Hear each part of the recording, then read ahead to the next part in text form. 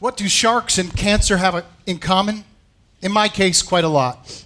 Several years ago, I went scuba diving in the waters off Turks and Caicos Islands with my then wife, Ingrid. That's not her real name.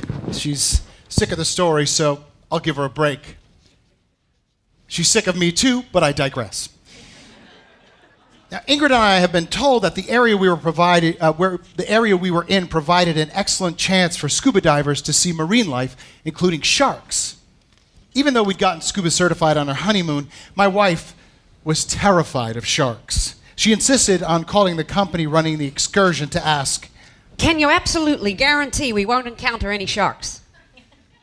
Ma'am, sharks live in a place called the ocean, and we really can't control where they go or don't go in such a large place. So I can't guarantee that you won't see a shark. To tell you the truth, most people would be thrilled to see a shark up close. I wish we could guarantee you would see one, but we can't.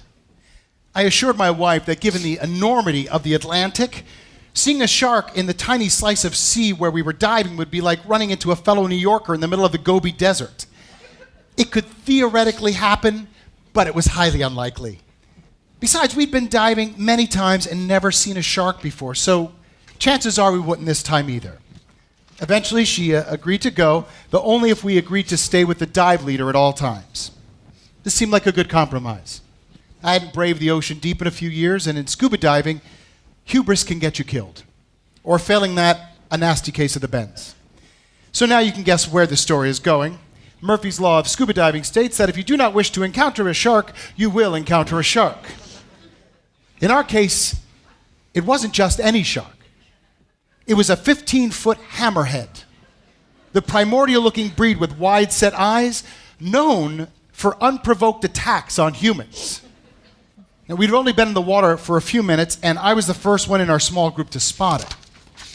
Even though I recognized that my life was in peril, all I could think was, how am I going to explain this to my wife?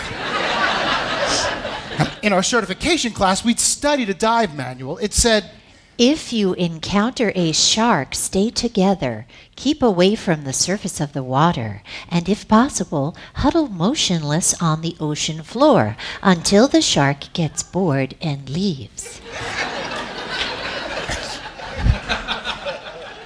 I tapped my wife on the shoulder and pointed to the direction of our approaching interloper. Now, there's no way for humans to speak underwater, but if I had to subtitle the expression in her eyes, it would be something like, "You asshole! I told you this would happen!" She alerted the dive master, who followed the procedures in the manual. She got the four of us to huddle motionless on the ocean floor as the shark circled menacingly overhead. He circled again, and again, and again. That's when I was struck by the fundamental truth: sharks can't read. We were doing exactly what we were supposed to do in case of a shark, but the shark had no idea what he was supposed to do in case of humans. He hadn't read the manual. Now, up to that moment, I'd never bothered to consider this. I had put my faith in the dive master, the dive manual, even the dude who went on about how people were thrilled to encounter sharks. No one had mentioned the obvious. Seeing a shark meant the shark could also see you. Now, a decade later, I had the same feeling when I got my first cancer diagnosis. Apparently, cancer can't read either. Despite all the available brochures at my oncologist's office, the disease didn't know it wasn't supposed to attack healthy young people. It hadn't learned to retreat in the face of chemotherapy or radiation, or in my case, surgery. Whatever odds I was told of beating my cancer were no more than hopeful guesses. My tumor had not read the handouts. My doctors were excellent and treated me with great care and wisdom, but I couldn't help resenting my illness for its illiteracy. I hadn't smoked in years, I took good care of myself, and I was young. According to everything I read, I wasn't supposed to be dealing with this disease. Fortunately, things turned out better than they appeared at the time.